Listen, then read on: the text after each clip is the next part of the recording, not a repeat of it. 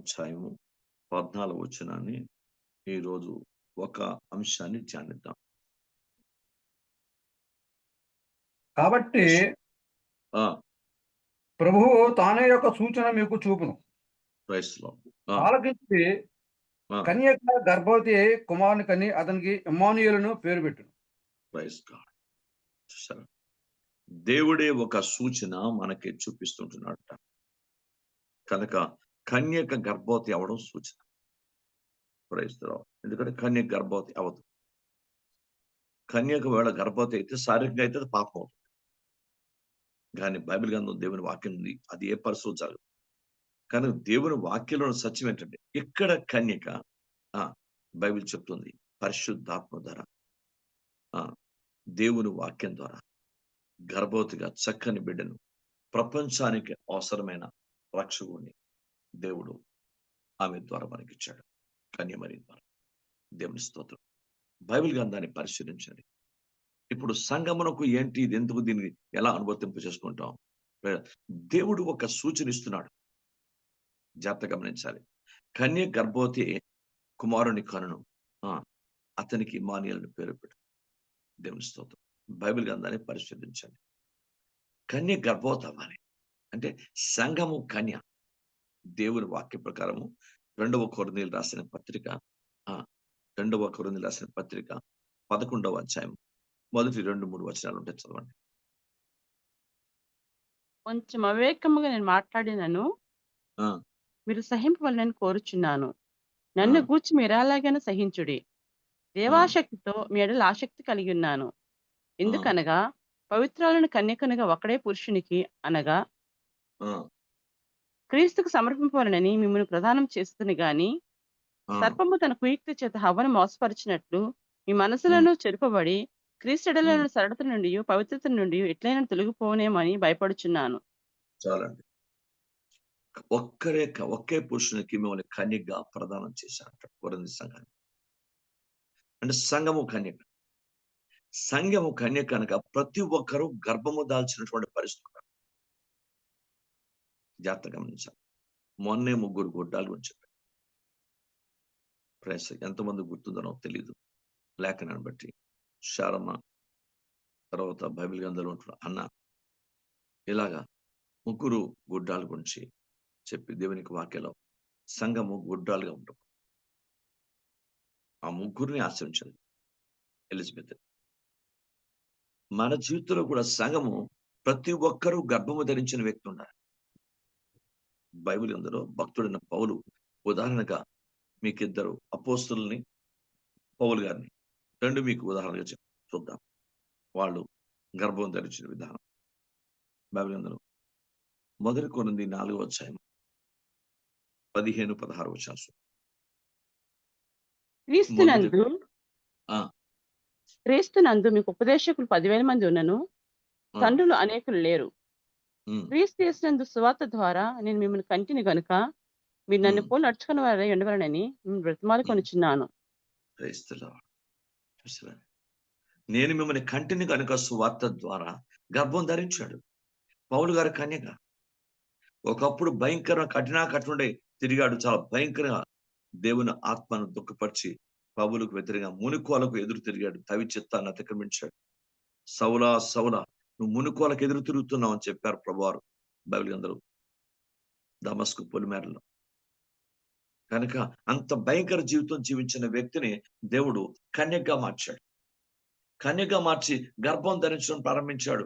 ఆయన రక్షింపబడిన నాటన దగ్గర నుంచి అక్కడి నుంచి ఆయన వెంటనే ఆయన సువార్తకు వెళ్ళి ఇంకా సువార్తలోని తన జీవితాన్ని క్రైస్తవుడు బైబిల్ గ్రంథంలో దేవుని వాక్యం చెప్తుంది. ఆయన లేఖన ప్రకారము అపోస్తులు ఒక్కొక్క రీతిలో దేవుడు ఆశీర్వదించాడు. ఇక్కడ పౌలు గారిని బైబిల్ అన్య జనులకు అతన్ని లేఖన ప్రకారము మరి చీకట్టును వారిని వెలుగులోకి రప్పించడానికి ప్రైజ్ ది లార్డ్ అతన్ని సాతాను అధికారం నుంచి దేవుని అధికారం రప్పించడానికి సాక్షినిగా బైబిల్ గ్రంథంలో అతన్ని నియమించినట్టు పరిచారకునిగా నియమించినట్టు మనకి అపోస్తుల కార్యం 26వ అధ్యాయంలో ఈ మాటలు రాయబడతాయి. కనుక బైబిల్ గ్రంథం దేవుని వాక్యం చెప్తుంది. మనం అతడు కన్నాడు. సంఘము కన్న స్థాయికి వెళ్ళాలి. దేవునికి స్తోత్రం. ఇది గుర్తుపెట్టుకోండి. ఎప్పుడు కూడా సంఘంలో ప్రతి ఒక్క బ్రదర్ సిస్టర్ కూడా దేవుని ఇప్పుడు మనకి హృదయము గర్భం. ఖండం అంటే ఏంటి? హృదయం గర్భం. ఈ హృదయాన్ని ఆత్మలతో నింపుకోవాలి. ఉదయం ఎప్పుడు మనకి దేవునికి వాక్యంతో, ప్రార్థనతో, ఆత్మతో, అభిషేకంతో, ప్రేమతో ఇవన్నీ మనం హృదయం నిండాలి. అది ఒక పార్ట్.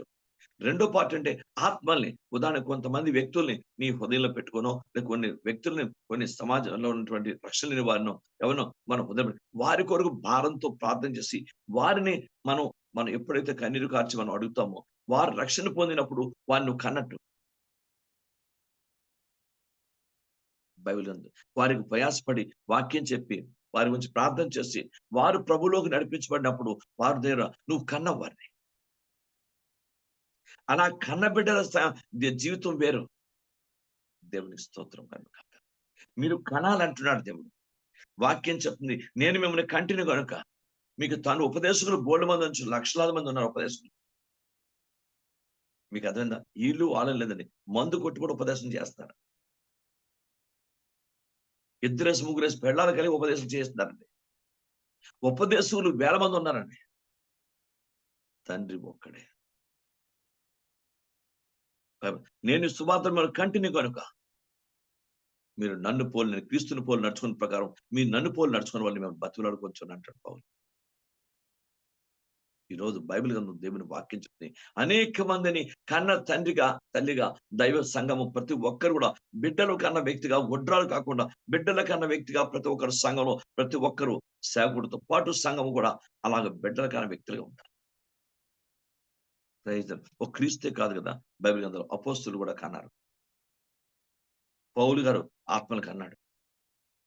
ఆయన ద్వారా శిష్యులు తిమోతి, లేక ఓనేసము, లేక ఎఫ్రా, తుకికు వీళ్ళు కూడా బిడ్డలను కానీ అనేక మంది ప్రభు దగ్గర నడిపించారు.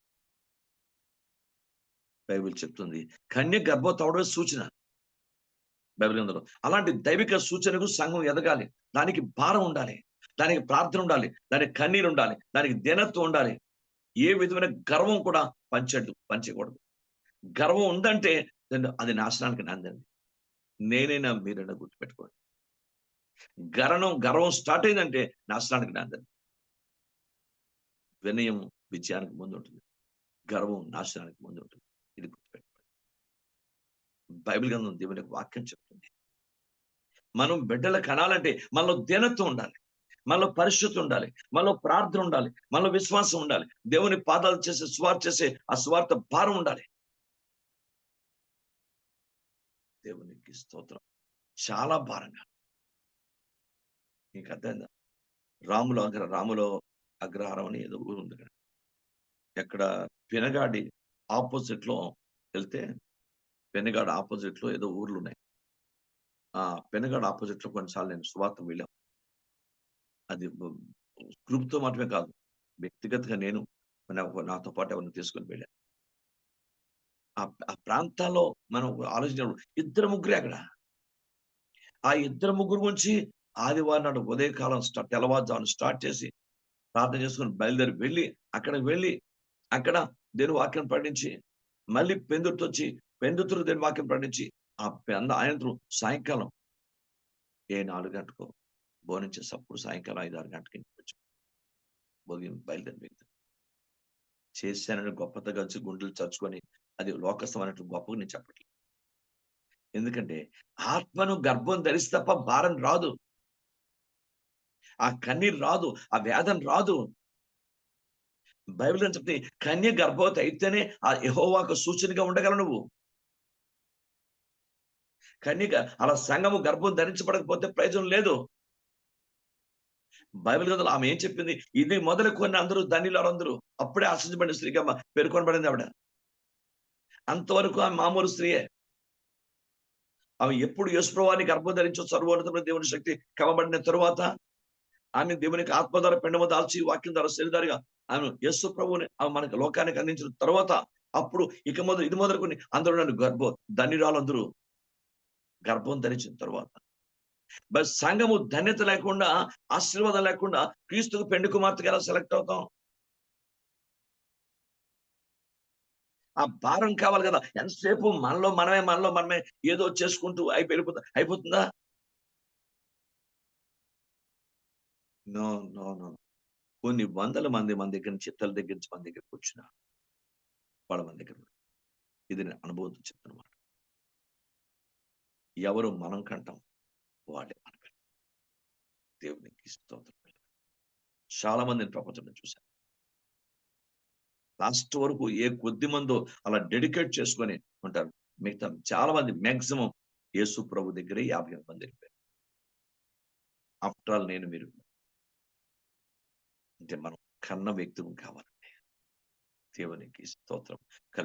కన్న వ్యక్తులం కావాలి. Praise the name of Jesus. మీకు అర్థమైందా? దేవుని పాదాల దగ్గర ప్రతి ఒక్కరూ ప్రార్థన చేసుకొని, ప్రభువా నేను ఆత్మల కన్న వ్యక్తిగా నన్ను చేయ ప్రభువా. మంచిది, ప్రార్థించే వ్యక్తి ఉన్నావు, కానుకలు ఇచ్చే వ్యక్తి ఉన్నావు, సంఘాన్ని సపోర్ట్ చేసే వ్యక్తి ఉన్నావు, మంచిది, దశంభాగం ఇస్తున్నావు, వెల్ అండ్ గుడ్, చాలా మంచిది. దేవుడు మిమ్మల్ని సమృద్ధిగా దీవించుతాడు. బట్ చాలదు. కన్యగా ఉండడానికి నీకు యేసుక్రీస్తు వివాహం చేయడానికి అవసరం స్థితి చాలదు. దేవునికి స్తోత్రం కాను గాక. పాస్టర్ గారు ఒక సంబంధం చూడండి, మంచి అబ్బాయి ఉన్నాడు, కానీ అమ్మాయి తెల్లగా ఉండాలి. నేను ఎక్కడ తేవాలి తెల్లగా? ఆలోచించండి. ప్రజల కండిషన్ క్రైస్తలో పెళ్లి చూపులు చూసినప్పుడు అమ్మాయి ఒకసారి నడు, ఎక్కడైనా సొట్ట ఉందో లేకపోతే ఏమన్నా తెలుసు, అమ్మాయి ఒకసారి నడు అమ్మ. ఎంత పరిశీలన మీకు అర్థందా? ఒక సంబంధం వస్తే ఒక ఆయన ఏకంగా ఇన్వెస్టిగేషన్ పెట్టాడు. ఆ అబ్బాయి ఎలాంటి వాడు మొత్తం కనుక్కుంటారు. సో ఎలా ఉండే పరిస్థితులు ప్రపంచంలో? దేవుడు తను స్వయంగా పెళ్లి చేసుకోబోతున్న తన కుమారుడికి ఆ భార్య ఎంత దైవికంగా ఉండాలి, ఎంత ఆత్మీయంగా ఉండాలంటే ఆమె కన్యగా, గర్భవతిగా, ఫలాలు కలిగిన వ్యక్తిగా, ఆత్మీయంగా, నమ్మకంగా ఏమీ లేకుండా క్రీస్తుకి చెలపని చేస్తాడు ప్రభువారు పరమ తండ్రి. అంచేత మన దగ్గర ఇప్పుడు నువ్వు కన్యగా ఉన్నావు కనుక గర్భవతి కావాలంటున్నాడు. నువ్వు స్త్రీ అయినా పురుషులైనా ఆత్మీయంగా నువ్వు కన్యకమే. వాక్య ప్రకారం ఉదయంలో గర్భం ధరించాలి. అది సూచనది. నువ్వు యెహోవాకు సూచన. నువ్వు ఇక్కడ యెహోవాకు సూచన అయితే పరలోకంలో సూచన ఉంటుంది. యెషయా 8:18 ప్రకారం చదవండి. యెషయా 8:18 ప్రకారం. ఇదిగో నేను యెహోవా నాకిచ్చిన పిల్లలను సీయోను కొండ మీద నివసించు సైన్యములకు అధిపతియగు యెహోవా వలన సూచనలుగాను మహత్కార్యములకు ఇశ్రాయేలీయుల మధ్య ఉన్నాము. దేవుని స్తోత్రం. ఎక్కడ సూచనగా ఉంటే కదా అక్కడ దేవుని వల్ల సూచనగా ఉంటావు పరలోకంలోనే, సీయోను కొండ మీద. ఇక్కడ సూచనగా లేకుండా ఎక్కడలాగా? మీకు సూచన చూపిస్తున్నాడు దేవుడు. అందరూ కాదు, పెళ్ళైన వాళ్ళు గర్భం ధరించాలి వేరే విషయం, కన్య గర్భం ధరించాలి, అది స్పిరిచువల్ గా. ఈ శక్తిని సంఘానికి కావాలి. ఇది పిల్లడు కండుకు శక్తి చాలదంటున్నాడు బైబిల్ గ్రంథంలో, యెషయా గ్రంథంలో ఉంది. పిల్లల కంటుకు శక్తి చాలట్లేదు, ప్రార్థన చాలట్లేదు, వాక్యం చాలట్లేదు, విధేయత చాలట్లేదు, దీనత్వం చాలట్లేదు, ప్రేమ చాలట్లేదు, నమ్మకత్వం చాలట్లేదు పిల్లల కండానికి.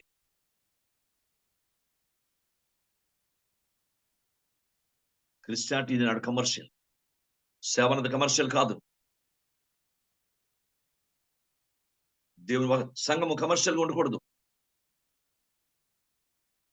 నాకు మీకు కూడా పరిశుద్ధాత్మ దేవుడు మాట్లాడుతున్నాడు. దేవా నిజమే, కన్య గర్భవతి అయితేనే అది ప్రపంచానికి గొప్ప సూచన. దేవుని అతడు రక్షణ ప్రపంచాన్ని నడిపించడానికి కానీ, ప్రపంచాన్ని ప్రభు దగ్గర తీసుకురావడానికి కానీ, ప్రభు కొరకు సిలువ, పరలోక కొరకు, ప్రజల కొరకు, లేక దేవుని చిత్తం నెరవేర్చడానికి సిలువ వేయబడ్డానికి కానీ అన్నిటికీ అర్హుడు అవుతాడు. ఆ గర్భోద్ధర కన్యక ద్వారా వచ్చిన బిడ్డ. దేవునికి స్తోత్రం కలుగును గాక. అంత పవర్ ఉంది కన్యక ద్వారా వచ్చిన బిడ్డకి. కన్యక గర్భవతి కుమారుడు, అతనికి ఇమ్మానుయేలు, అతడు ప్రపంచానికి తోడు. కనుక బైబిల్ గ్రంథంలో పౌలు గారి గురించి ఒకసారి చూద్దాం. కొలస్సీ గ్రంథం 2వ అధ్యాయం 1-2 వచనాలు చూడండి. కొలస్సీ గ్రంథం 2వ అధ్యాయం. మీ కొరకును లవోదియక వారి కొరకును, శరీరరీత్యా నా ముఖము చూడని వారందరి కొరకును నేను ఎంతగా పోరాడుతున్నానో మీరు తెలుసుకుని కోరుచున్నాను. వారు ప్రేమయందు అదుపుబడి సంపూర్ణ గ్రహింపు యొక్క సకలైశ్వర్యము కలిగిన వారే దేవుని మరణమై ఉన్న క్రీస్తును స్పష్టముగా తెలుసుకున్న వారే తమ హృదయాల్లో ఆదరణ పొందవాలని వారందరి కొరకు పోరాడుతున్నాను. అంత ఎందుకు బతిమాడాలి? అంత ఎందుకు ప్రార్థించాలి? అంత ఎందుకు కన్నీరు కార్చాలి? ఆత్మల గర్భం ధరించడం వల్ల. దేవుని స్తోత్రం. ఆయన కన్యక పౌలు గారు, నా కొరకును మీ కొరకును నా ముఖము చూడడం వారందరి కొరకు నేను పోరాడుతున్నాను. సరే, ఎందుకు భారం అది? క్రైస్తవ సంఘంలో ఆ భారం ఉండాలి. ప్రతి వ్యక్తి, ప్రతి బ్రదర్కి, సిస్టర్కి. యవనస్తుడి గంటలకి ఏమి ఉండదు అనుకోండి. యవనస్తులు ఏదో ఇప్పుడు చాలా బాధకరం. అంటే మన సంఘంలో అసలు ఇది పూర్తిగా ఎవరికి లేదు. చాలా బాధకరం, దుఃఖకరం సంగతి. యవనస్తులు ఆ భారం కానీ, ప్రార్థన కానీ, ఆ రక్షణ కానీ, ఆ మారు మనసు కానీ, పరిశుద్ధాత్మ శక్తి కానీ, అధ్యయన విధేయత కానీ ఎవరికి లేదు. చాలా బాధకరం సంగతి. బైబిల్ గ్రంథంలో దేవుని వాక్యంలో ఉన్న సత్యం ఏంటంటే, నేనైనా మీరైనా తండ్రి పాదాల దగ్గర నేర్చుకుందాం. పెద్దవారు ప్రతి బ్రదర్స్ నేర్చుకోండి. వాళ్ళు యవనస్తులు ఎప్పుడు దేవుడు వెలిగించబడతాడు, వెలిగించబడతారు. వాళ్ళు ఒక లైన్లోకి వస్తారు. అంతవరకు కనిపెట్టండి, ఏం చేయలేదు. దేవుని పాదాల దగ్గర పెద్దవారమైనా మనం ఆత్మల కన్నా తల్లిదండ్రులుగా మారాలి. మనం కన్య గర్భవతి అయితేనే అది దేవునికి సూచన. పౌలుకి ఎంత భారం ఉంది. తన ముఖము చూడని వారి కొరకు కూడా ప్రార్థన చేస్తున్నాడు, ఏడుస్తున్నాడు, మొరపెడుతున్నాడు. దేవునికి స్తోత్రం. కనుక అదే మొదటి కొరింథీయులు రాసిన 2వ కొరింథీయులు రాసిన పత్రిక 2వ కొరింథీయులు రాసిన 12వ అధ్యాయం 14-15 వచనాలు. ఇదిగో ఈ 3వసారి మీ వద్దకు వచ్చినప్పుడు సిద్ధంగా ఉన్నాను. వచ్చినప్పుడు మీకు భారంగా ఉండను. సొత్తును కాదు, మిమ్మల్నే కోరుచున్నాను.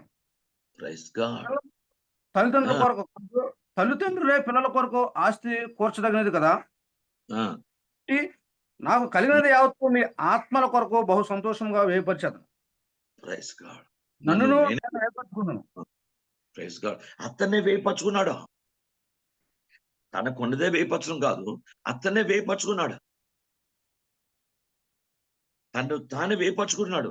కారణం ఆ భారం, ఆ కన్న భారం అలా ఉండబట్టి.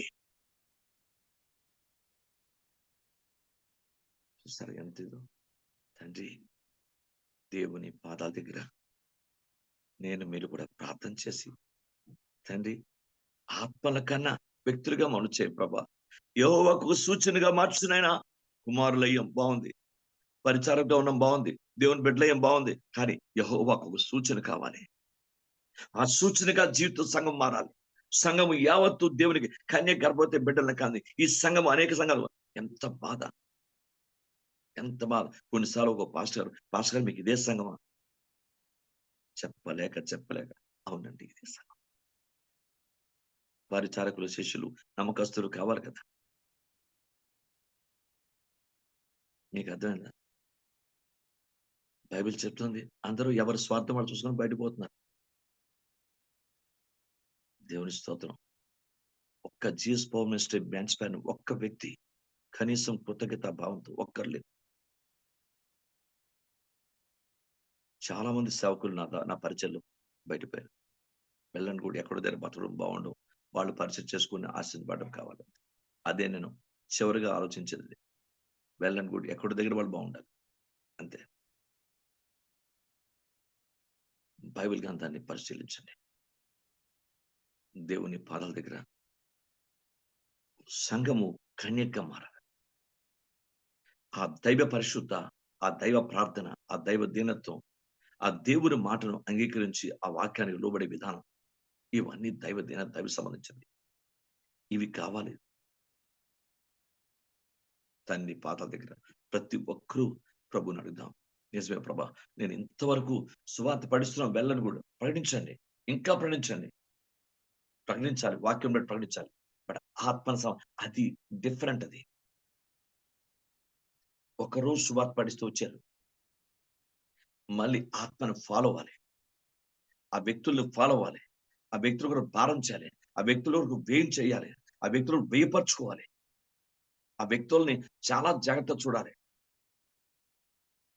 అలా చూసి ఒక రోజుకి ఆ వ్యక్తి రక్షణ పొందే కార్యానికి వస్తాడు. అంత భారం కావాలి. దేవునికి స్తోత్రం. 9 నెలలు ఆమెకి ఎన్ని ఇష్టం ఉన్నా కొన్ని తినకూడదు. Yes, praise the Lord. మీకు అర్థమైందండి? 9 నెలలు గర్భవతి తల్లి, ఆమె కొన్ని ఇష్టాలు ఉంటాయి. తను పెండి ఆ యొక్క బిడ్డల గర్భం ధరించే ముందు. కానీ ఆ ఇష్టాలని గర్భం ధరించిన తర్వాత కొన్ని ఇష్టాలు మానేయాలి. అయితే కడుపులోని బిడ్డకు ప్రమాదం అవుతుంది. తెలుసా? ఇష్టాలు చంపుకోవాలి, కొన్ని పరిస్థితులు చంపుకోవాలి, కొన్ని కోరికలు చంపుకోవాలి. ఇవన్నీ మొత్తం దేవుడు త్యాగపూరితం. కన్య గర్భం ధరించడం అంత ఇది. దేవుని స్తోత్రం. ఎంత వేదన పడ్డాడు యేసయ్య. దాన్ని బైబిల్ గ్రంథాలు పరిశీలించండి. ప్రభువారు చనిపోయే ముందు ఆ ఆ యొక్క గెత్సెమని తోటలోని మరణము పొందినంతగా నా ప్రాణం దుఃఖములో మునిగిపోయింది అంటాడు. ఎంత వేదన. సంఘము కండం అంటే చిన్న విషయం, బిడ్డలను కండం అంటే చిన్న సంగతి కాదు. పిల్లలు పుట్టవచ్చురు కానీ శక్తి చాలట్లేదని యెషయా రాయబడి. చిన్న విషయం కాదయ్యా, గుర్తుపెట్టుకోండి. ప్రజలు దేవుని పాదాల దగ్గర కన్యక గర్భవతి కుమారుని కన్ను. అతనికి ఇమ్మానుయేలు పేరు పెట్టి తర్వాత ఆలోచిద్దాం. ముందుకు గర్భం ధరించాలి కన్యక. సంఘం ప్రతి ఒక్కరూ గర్భం ధరించే వ్యక్తులుగా మారి. దేవునికి స్తోత్రం. నేను మీరు కూడా పౌలు గారికి ఎంత భారం, ఎంత బాధ్యత, ఎంత ఇది దేవుని వాక్యానుసారంగా ఆ స్థితి ఉండబట్టే. అలాగే అపోస్తుల కార్యములు చూద్దాం. బైబిల్ గ్రంథంలో 5వ అధ్యాయం 41-42. ఎందుకు అంత అవమానపడాలి? చూడండి, 5వ అధ్యాయం 41-42 వచ్చిన. ఆ నామం కొరకు అవమానం పొందుటకు పాత్రులని ఎంచబడినందున వారు సంతోషించుచు మహాసభ నుండి వెళ్ళిపోయి ప్రతిదినము దేవాలయంలోను ఇంటింటను మానక బోధించుచు యేసు క్రీస్తుని ప్రకటించుండ్రి. ఏంటంత అవమానం ఎందుకు భరించాలి? అంత వేదన ఎందుకు పడాలి? భారం. బిడ్డల కన్నా తల్లిదండ్రి భారం. దేవుని స్తోత్రం. అంత అవమానం, క్రీస్తు కొరకు అంత అవమానం పడిన, ఆ నామం కొరకు అవమానపడి నియమించబడ్డారట వాళ్ళు. మేము ఎంతైనా సరే, పౌలు గారు అంటాడు, నేను చచ్చిపోవడానికి సిద్ధమే. యెరూషలేము మామూలు వెళ్ళడం కాదు, వద్దు, అక్కడ బంధకాలు ఉన్నాయి, నీ గురించి వెళ్ళొద్దని అగప్రభు చెప్తాడు. అయినా సరే నేను చనిపోవడానికి పెడతాను. నాపై నన్ను ఏడ్చి నా గుండెను మీరు బద్దలు చేయండి. నేను చనిపోవడానికి రెడీ ప్రభు. అంత త్యాగానికి వెళ్ళిపోయాడు. అందుకే ఆయన అంత ఉన్నతంగా బ్రతుకున్నప్పుడే నీతి కిరీటాన్ని పొందగలిగిన పవిత్రమైన ఆశీర్వాద కార్యానికి వెళ్ళాడు. దేవునికి స్తోత్రం. ఈ రోజు తండ్రి పాలన నేర్చుకుందాం మనం. నాకు మీకు కూడా తప్పకుండా కన్యక గర్భవతి కావాలయ్యా. దానికి తగిన ప్రార్థన, తేనత్వం, విధేయత, విశ్వాసం, దేవుని వాక్యానికి మన స్థితి, ఇవన్నీ వాక్యానుసారంగా ఉండాలి మనకి. అవి లేకుండా మనం గర్భవతి ధరించడం చాలా కష్టం అండి. సువార్త పడించుకుంటూ వెళ్ళిపోతున్నాం, మంచిది, వెళ్ళని కూడా పడించాలి. కానీ గర్భం ధరించడం చిన్న సంగతి కాదు, గండం చిన్న సంగతి కాదు, ఆ భారం మనకు చిన్న సంగతి కాదు.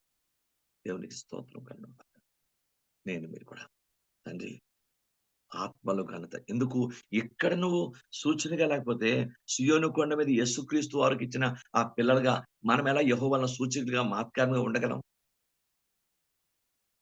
ఇక్కడేమన్నా లేకపోతే, భూమి మీద బతుకున్నప్పుడే నువ్వు ప్రభువుకు సూచనగా కనిపించకపోతే, దేవునికి స్తోత్రం. ఆయనే తానే ఒక సూచన చూపును. దేవునికి స్తోత్రం. హల్లెలూయా. బైబిల్ గ్రంథంలో దేని వాక్యం చెప్తుంది? ప్రపంచం విస్తార జనాలప్పుడు 750-800 కోట్ల జనాభా ప్రపంచం. కానీ దాంట్లో యెహోవాకు సూచనగా, యెహోవా వలన సూచనగా, మహత్కార్యంగా ఎంతమంది ఉండగలుగుతారు? క్రైస్తవులు కోట్ల ఉన్న ప్రపంచంలో. కానీ ఎంతమంది ఆయనకి సూచనగా, ఆయన వల్ల మహత్కార్యంగా ఉంటారు? ఇది కావాలి. మహత్కార్యంగా, సూచనగా ఉండడానికి ఎక్కడే భూమి మీద ఉన్నప్పుడు మేము కన్యగా, ఎందుకు కన్యగానే మనం ప్రదానం చేయబడ్డాం. దేవునికి స్తోత్రం కలుగును గాక. మనం కన్యకగానే ప్రదానం చేయబడ్డాం. లోకాన్ని ప్రేమించిన వ్యభిచారమే, మన శరీరాన్ని ప్రేమించుకున్న వ్యభిచారమే, దేవుని కంటే ఏది ఎక్కువ ప్రేమించిన వ్యభిచారం ఎక్కువ. బైబిల్ అది. దేవుని పాదాలు అందుకే నేర్చుకుందాం. అందుకే పౌలు సంపూర్ణంగా త్యాగం చేసాడు. ఇంకా ఎందుకంటే ఆయన మామూలుగా ఉంటే అవదు. ఆ శక్తిని ఆ పరిచయం చేయలేడు. అపోస్తులు అందుకే సమస్తం విడిచిపెట్టి ప్రభు దగ్గరికి వచ్చి వాళ్ళ పరిచయం. ఎందుకంటే ఇవన్నీ ఉంటే బంధకాలు కొన్ని ఉంటే సమస్యలు ఉంటే కొన్ని అవదు. దేవునికి స్తోత్రం కలుగును గాక. బైబిల్ గ్రంథంలో ఉన్న సత్యం ఏంటంటే కన్యక గర్భవతి కావాలి. అది దేవునికి సూచన. దేవుడు చూపించిన సూచన. మరి దేవుడు చూపించిన సూచనగా మనం ఉందాం. ఆయన ప్రేమించిన వారిగా ఉందాం. ఆయనకు లోబడిన వారిగా ఉందాం. ఆయన చిత్తములు, ఆయన సంకల్పములు, ఆయన ఉద్దేశములు నెరవేర్చేవారిగా మనం ఉందాం. అది కానీ ఆ భారం, ఆ బాధ్యత, ఆ కన్నీరు, ఆ వేదన, ఆ దైవిక స్థితి దేవునికి స్తోత్రం ఉండాలి. దేవుని స్తోత్రం. మీకు అర్థమైందా? Glory to the name of Jesus Christ of Nazareth. ఈ రోజు దేవుని పాదాల దగ్గర ఆ ప్రేమ భారం లేకపోతే అవదయ్యా. అందుకే ప్రభా ఆ ఖండానికి కావలసిన దైవిక అర్హతలు మాకు ఇవ్వండి. ఆత్మలు కనాలి అంటే ఆత్మలు ఖండానికి కావలసిన అర్హతలు మాకు ఇవ్వండి. అర్హతలు మాకు ఇవ్వండి. అర్హతలు మాకు దేవునికి స్తోత్రం. నేను మీరు కూడా నేర్చుకున్నాను. తండ్రి పాదాల దగ్గర నేర్చుకున్నాను. ఎస్, కన్య గర్భవతి కుమారుడిగా అతనికి ఇమ్మానుయేలు పేరు.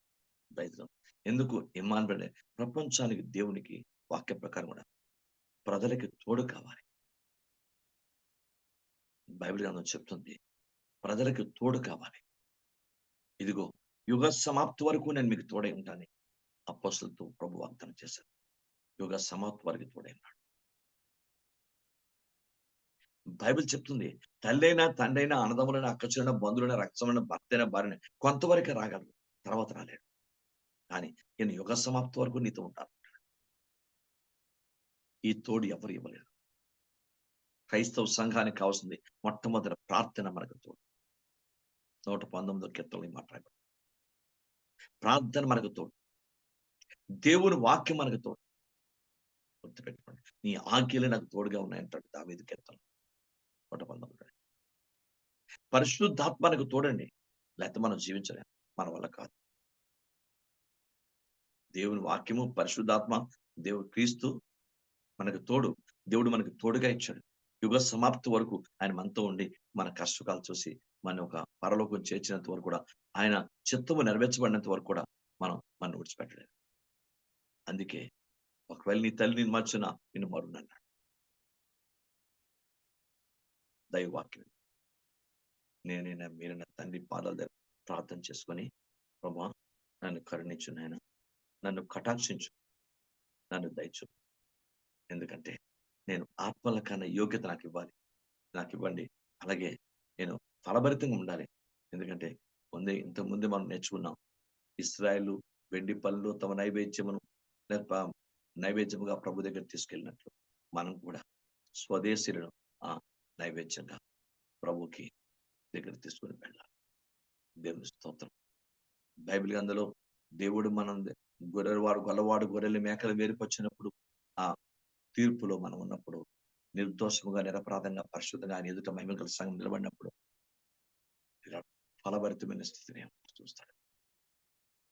ఎస్, మన అందం, సౌందర్యం, మన టాలెంట్లు, మనకు ఉన్నటువంటి డబ్బు, ఆస్తులు, అంతస్తులు, హోదాలు, కీర్తివేస్లు, ఏ కులం పుట్టాం, ఏ మతం పుట్టాం, ఎక్కడి నుంచి వచ్చాం, ఈ బ్యాక్గ్రౌండ్ ఏమని పట్టి బైబిల్ చెప్తుంది.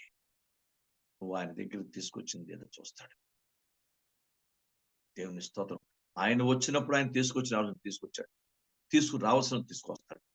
మనం వెళ్ళినప్పుడు ఏం తీసుకుని వెళ్తాం అది కూడా చూస్తాడు. దేవునికి స్తోత్రం. శాతాన్ని నీ పూనియాల వేసి ఆయన మనం ఏం తీసుకుని వెళ్తామో చూస్తాడు.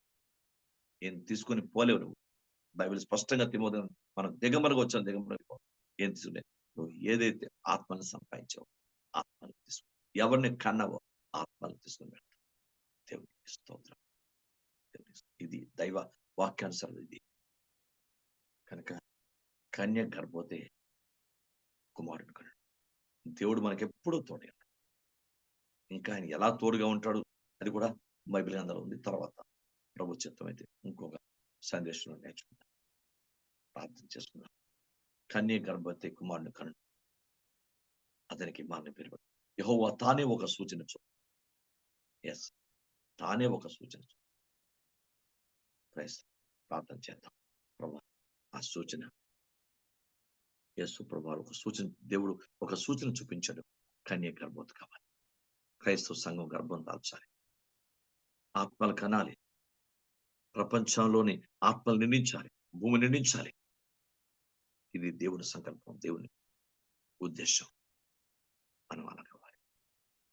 దేవుడు ఆ విధంగా మన జీవితాలు దీవించును కాక. ప్రార్థన చేద్దాం. కనికరించు నాయన. ప్రార్థన అందరూ కళ్ళు మూసుకోండి. ప్రార్థనలో ఏకీవించండి. క్రైస్తవ కనికరించండి అయ్యా. కనికరించండి. దేవుని స్తోత్రం. దేవుడు మనల్ని ఎలాగైతే మన జీవితాలే మనం ఆయన చిత్తాన్ని నెరవేర్చేంత వరకు ఎలాగైతే మనం విడిచిపెట్టడం, మనం కూడా ఆయన అప్పగించింది నెరవేర్చే వరకు కూడా ఆయన్ని విడిచిపెట్టడం.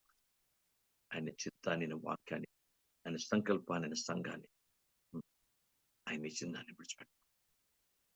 ఇది చాలా యథార్థంగా మనం నేర్చుకుంటాం.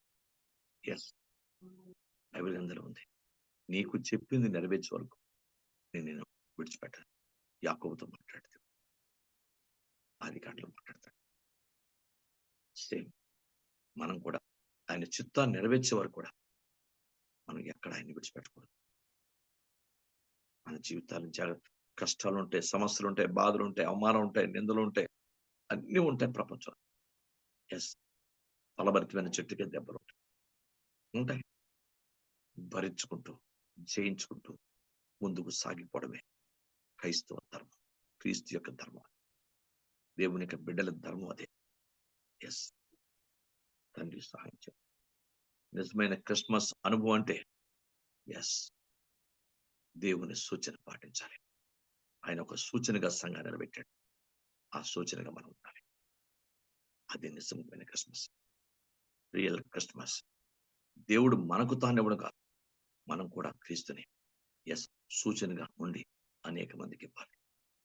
Yes that is sign of Christianity, sign of true believer. నిజమైన విశ్వాస యొక్క గుర్తది. దేవునికి స్తోత్రం. ప్రార్థన చేద్దాం. ప్రభు సహాయం చేయ ప్రభు, సహాయం చేయ ప్రభా. మా తెలివితేటలు, మా జ్ఞానాలు, మా ఆలోచనలు కాదు, మాకున్న ఏది కాదు.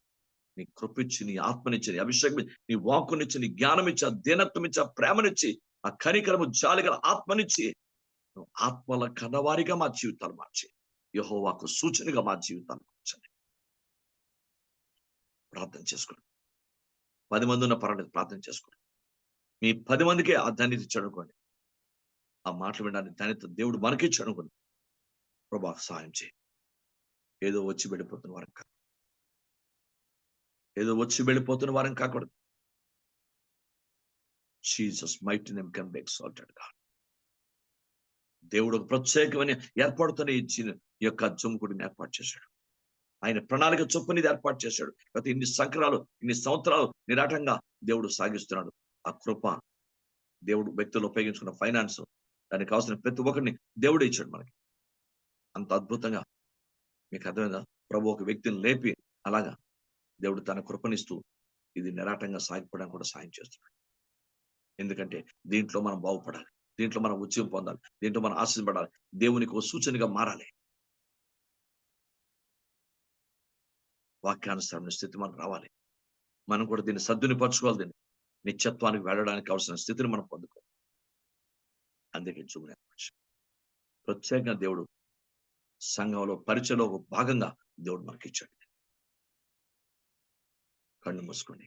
ప్రభు ఆత్మచేత ప్రేరేపించబడి పరిశుద్ధాలు ఎంతమంది ఉన్నారో, 10 మంది ఉన్నా, 12 మంది ఉన్నా, 15 మంది ఉన్నా, ప్రభు పరిశుద్ధాలు ప్రేరేపండి. ఎవరు ప్రభు యొక్క ఆత్మానుసరంగా కరెక్ట్ వాక్యాన్ని తగినట్టు చెప్పి ప్రార్థించారు. పరిశుద్ధుడా, ప్రేమ గల నా ప్రియపరలో తండ్రి, మీ పాదాలు కొందాలనైనా. మా సృష్టికర్తను యెహోవా దేవా, అయ్యా మీ పాదాలు కొందాలు మీ ప్రియకుమారుడు మా రక్షకుడు మా కాపరి మా ప్రభు మా రాజు అనే సుఖీశ్వరంలో ప్రార్థన చేస్తున్నాను.